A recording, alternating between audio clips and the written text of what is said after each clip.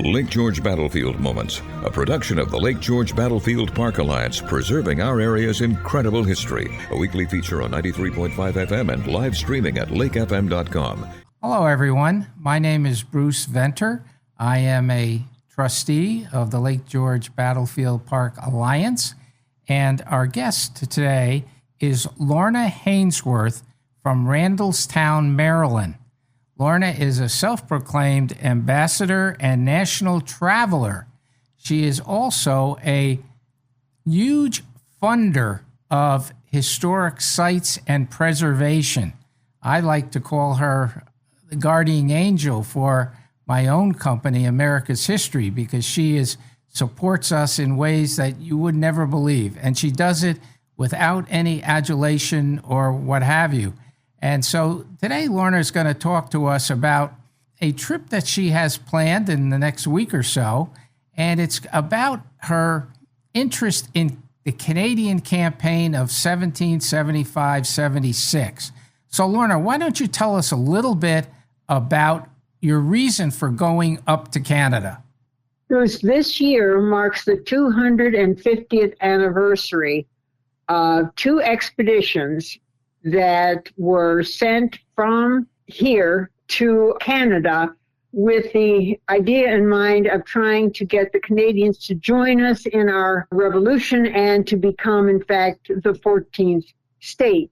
And so since it's the 250th anniversary, I thought it would be a perfect time to retrace these expeditions. One of the expeditions was led by Philip Schuyler and subsequently by Richard Montgomery, and the other expedition was led by Benedict Arnold. Arnold went up the East Coast. He left from Cambridge, Massachusetts, and he went up the East Coast and followed the Kennebec River to the Chaudière River to Quebec. And Montgomery and Schuyler, when Schuyler was with him for a while, but then he had to leave because of poor health. But at any rate, Richard Montgomery left from Fort Ticonderoga, and he went up the route that takes you up Lake Champlain to the Richelieu River, and ultimately then you get to the Montreal area near the St. Lawrence. Then Montgomery met Arnold just before Quebec, and they joined forces. So I want to commemorate that. I want to experience as much of that they experienced, except that I decided it wasn't a very good idea to go in December. I think that was a wise decision, Lorna. Thank you.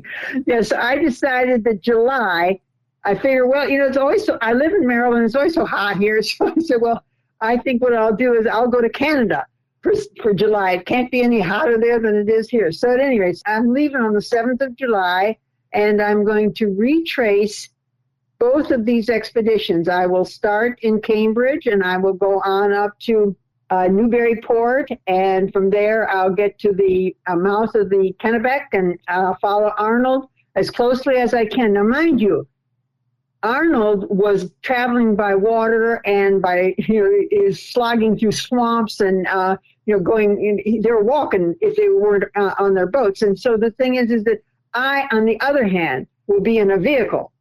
And so what I have to do is I have to study their route, and then I have to figure out what's the closest road I can take that will parallel the route that they took. Lorna, you're not going to eat a dog, are you? You know they ate a Newfoundland dog. You know that, right? I even know it was Henry Dearborn's dog, as a matter of fact. And you know what? I mean, I just mentioned Henry Dearborn, and I've mentioned Richard Montgomery and Philip Schuyler and Benedict Arnold. But I got to tell you something, Bruce. One of the things that I found absolutely astonishing about this expedition is the number. It's like a who's who. I mean, these guys. This is in 1775-76, and these guys are not well known militarily at this stage of the game. But as the revolution progresses, they become better known. I mean, I mentioned Dearborn. Well, there's also Benjamin Franklin was involved. Daniel Morgan was involved. Your favorite guy, John Brown, was involved. I'm glad you mentioned him, Lorna. I wasn't going to let you get away without mentioning John Brown. Yeah, because John this is Lake Brown George Radio. Aaron Burr was involved. Christopher Green was. I mean, I have a list of about 40 names that anybody who knows anything about, our American Revolution will recognize these names because these guys distinguished themselves later on in the course of events. So at any rate, that was one of the things that I thought was really kind of cool, was when I found out all these. I said, wow, this is such an important expedition in terms of, sort of like a training ground for people, because a lot of the guys that went with Arnold and Montgomery, although a whole lot of them didn't make it, the thing is, those that did, many of them continued to serve in the Continental Army. This was like a training ground for them. I guess they figured, if we can make it through this, we can make it through anything. A revolution is no problem. Now, Lorna, how much time have you spent planning this trip? I hate to tell you. No, tell me. I want to know. And our listeners want to know.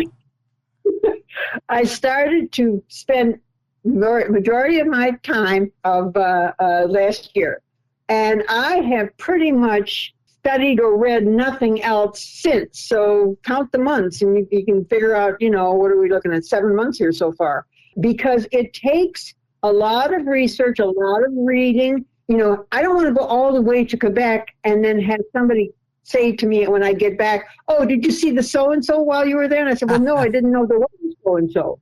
And I mean, that would just, I mean, it's not like if I could turn around and say, oh, well, I'll go there tomorrow, because it's not a lot of miles. It's not a lot of miles. Round trip, I think, from Cambridge back to Ticonderoga is going to be roughly 1,500 miles. I've taken much longer trips in the past. Our listeners may not know, Lorna, that you are also an expert on the Lewis and Clark expedition.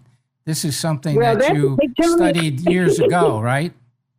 Yeah, well, see, the goofy thing is that I get interested in a topic, and with Lewis and Clark, what I say about them is that, the guys grabbed me and they wouldn't let go. I mean, I started studying them like in 2003. You mean Lewis and Clark, right? Lewis and Clark. And the thing is that, and it seems like, I learned just about everything there was to know about them, and it's like you can't get free of them. They keep popping up. So that's how I became an expert, because once you get involved with Lewis and Clark, it's a rabbit hole you can't get out of. And so, how many days altogether? I didn't do the math. How many days will you be on the road? I'm going to leave on the 7th of July, and I'm expecting to get back home, I guess, on the 25th of July. So it's in the neighborhood of 3 weeks. I could make the trip, 3 months or 3 years, because there is so much to see. But I've decided I'm going to focus on the expeditions. It's not going to be just a sightseeing trip. It's going to be, if it's related to the expedition, I figure what I'll do is every day I have an itinerary. I have an agenda. I know where I'm supposed to go, what I'm supposed to see, and why I'm supposed to be going there. And what I'm going to do is just follow that itinerary. And if I get, like 3/4 of the way finished and the day has come to an end, then I'm just going to stop, because there's no point in my making myself crazy trying to get everything, fit it in if it won't fit in. Lorna, would you mind if I betrayed your age to our listeners? Is that okay? So, yeah, Lorna, that's fine. Lorna is 82 years old. She just turned 82. And I'm just in awe that you're going to do this tour by yourself. You don't have anyone coming along, but you do have a host of friends on the email accounts. Is that right? That you're going to let everybody know where you are every day?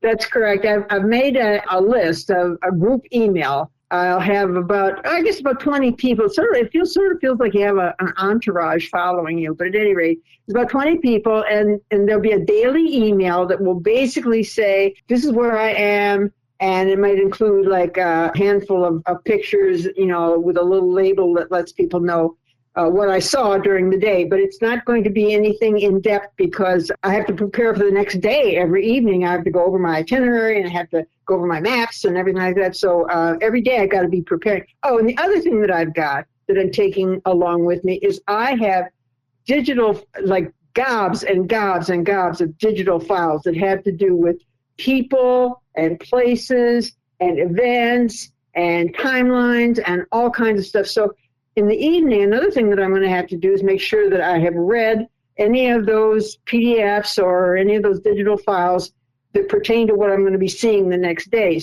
Keep the studying ongoing while I'm traveling. And I want to let our listeners know that we are going to do at least one more podcast with Lorna while she's doing her tour. And she will update us on what she's seen and how it reflects what she had studied and whether it matches what she has studied or if she has any insights that are different from what she studied. So I want everyone to know that there'll be more of Lorna Hainesworth coming up.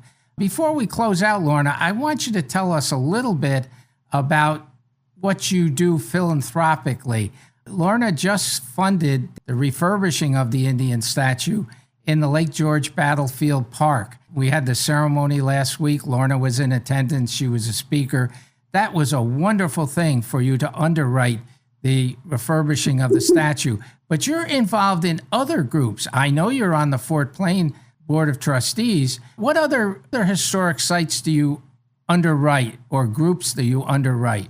Well, basically, if it's a historical site and they're relatively small and they are doing something that when I become aware of it, it appeals to me, I will support small historical organizations. So there's a whole bunch of them that I have supported. And like the Lake George Battlefield Park Alliance is something that I have supported on at least 3 occasions so far. When I learned that the statues, the sculptures were going to be refurbished, I questioned what it would cost, and I was given a price for the Mohawk Warrior.